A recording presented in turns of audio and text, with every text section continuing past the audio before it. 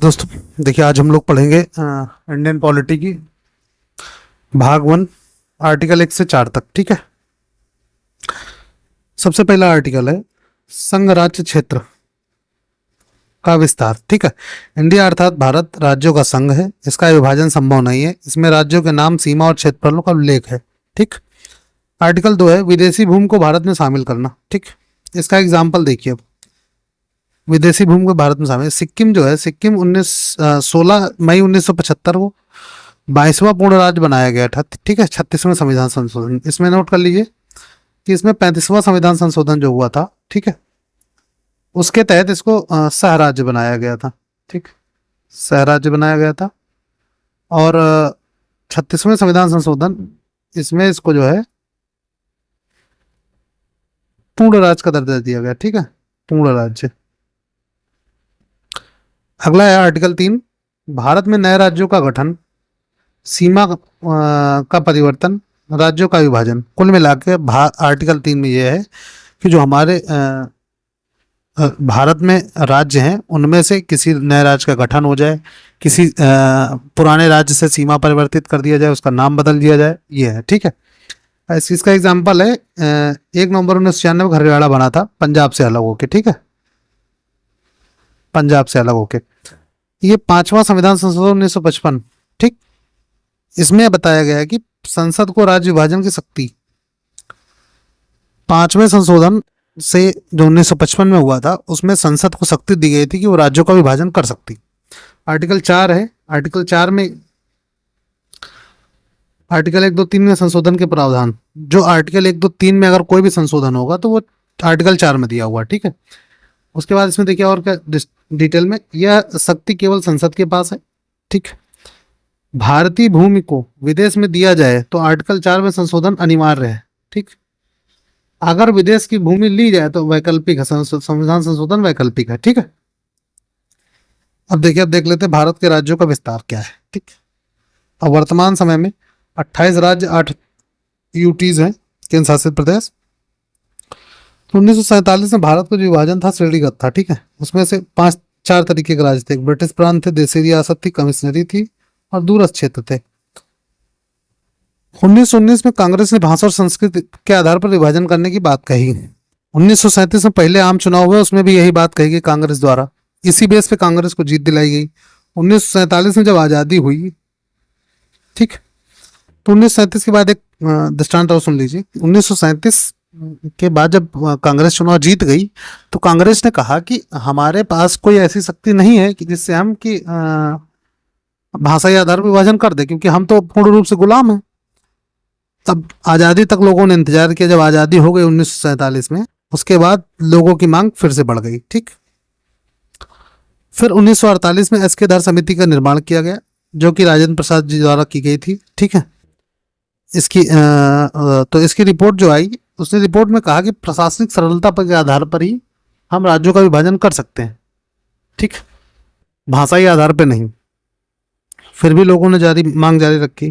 फिर 1948 में जेवीपी समिति बनी, जिसमें जे का मतलब जवाहरलाल नेहरू, वी का मतलब वल्लभ भाई पटेल, पी का मतलब पट्टाभी सीतारमैया। ठीक है, इनका भी जो रिपोर्ट रही, इनने भी यही कहा कि प्रशासनिक सरलता के आधार पर ही होना चाहिए। ठीक, 1950 में संविधान लागू होने के बाद मांग पुनः होने लगी। ठीक, अधिकतम प्रभाव दक्षिण भारत में था।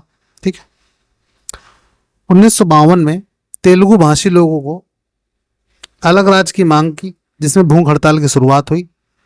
जो इस हड़ताल की लीड कर रहे थे वो पोट्टी श्रीरामालू थे। ठीक है, पोट्टी श्रीरामालू। ठीक, याद रखिएगा, इंपॉर्टेंट क्वेश्चन है, पूछा जाता है। ठीक है, उसका 56 दिन तक हड़ताल चली। 56वें दिन इनकी मृत्यु हो गई। ठीक, किसकी? पोट्टी श्रीरामालू की। अब उसके बाद जब 1952 में उनकी मृत्यु हो गई तो ऑटोमेटिक विवाद बढ़ा। ठीक है, विवाद का स्तर ज़्यादा हो गया, क्योंकि भाई जो भूख हड़ताल में बैठे थे उनकी मृत्यु हो गई। तो 1 अक्टूबर 1953 को आंध्र प्रदेश का तेलुगु भाषा के आधार पर गठन, यह भारत में भाषा के आधार पर पहला गठित राज्य था। ठीक है, उसके बाद 1 दिसंबर 1953 को राज्य पुनर्गठन आयोग बनाया गया। ठीक है, जिसके हेड रहे फजल अली, हृदयनाथ कुंजरू और के.एम. पुन्नीर। अब फजल अली आयोग के नाम से भी इसको जाना जाता है, राज्य पुनर्गठन आयोग। ठीक, इसका ऑब्जेक्टिव था भाषा और संस्कृति के आधार पर राज्यों का विभाजन। इसने अपनी रिपोर्ट 1955 में पेश की। ये जब लागू हुआ तो संविधान, 7वां संविधान संशोधन 1956, ठीक, उसमें 14 राज्य बने और 6 यूटीज बनी। ठीक, अब देख लो 14 राज्य कौन कौन से थे। आंध्र प्रदेश, असम, उत्तर प्रदेश, मध्य प्रदेश, बिहार, जम्मू कश्मीर, पंजाब, उड़ीसा, राजस्थान, बम्बई, मद्रास, मैसूर, केरल, पश्चिम बंगाल। ठीक है, और केंद्र शासित प्रदेश में थे दिल्ली, हिमाचल प्रदेश, मणिपुर, त्रिपुरा, अंडमान निकोबार, लक्षद्वीप। ठीक, अब देखिए राज्यों का विस्तार कैसे, कौन कौन से राज्य कब कब बने। 15वां राज्य जो बना 1960 में वो बम्बई से गुजरात बना। ठीक, बम्बई को 2 पार्ट हुए, एक महाराष्ट्र बना, एक गुजरात। ठीक, 16वां राज्य नागालैंड बना, असम से अलग हुआ 1963 में। 17वां राज्य 1966 में हरियाणा पंजाब से अलग हुआ। इसी समय चंडीगढ़ को यूटी बनाया गया था। ठीक है, यह 18वां संविधान संशोधन 1966 के थ्रू हुआ था। 18वां राज्य 1971 में बना, हिमाचल प्रदेश पहले यूटी था, वह 18वां राज्य बन गया पंजाब के कुछ क्षेत्र को मिलाकर। जनवरी 1972 में 19वां राज्य मेघालय बना, असम से अलग होके। 20वां राज्य मणिपुर बना, पहले यूटी था। 21वां राज्य त्रिपुरा असम से अलग होके बना, पहले यूटी भी था। ठीक है, 22वां राज्य सिक्किम बना 1975 में। 35वां संविधान संशोधन 1974 में यह सहराज्य बनाया गया। 36वां संविधान संशोधन 1975 में इसको पूर्ण राज्य का दर्जा दिया गया। ठीक है, पहले यह विदेशी भूमि था, तो अभी तक भारत ने केवल सिक्किम को ही विदेशी भूमि की तरह भारत में मिलाया है। ठीक है, सिक्किम को ही, इंपॉर्टेंट है, याद रखिएगा। 1987 में 23वां राज्य मिजोरम बना, 53 संविधान संशोधन 1986 के तहत।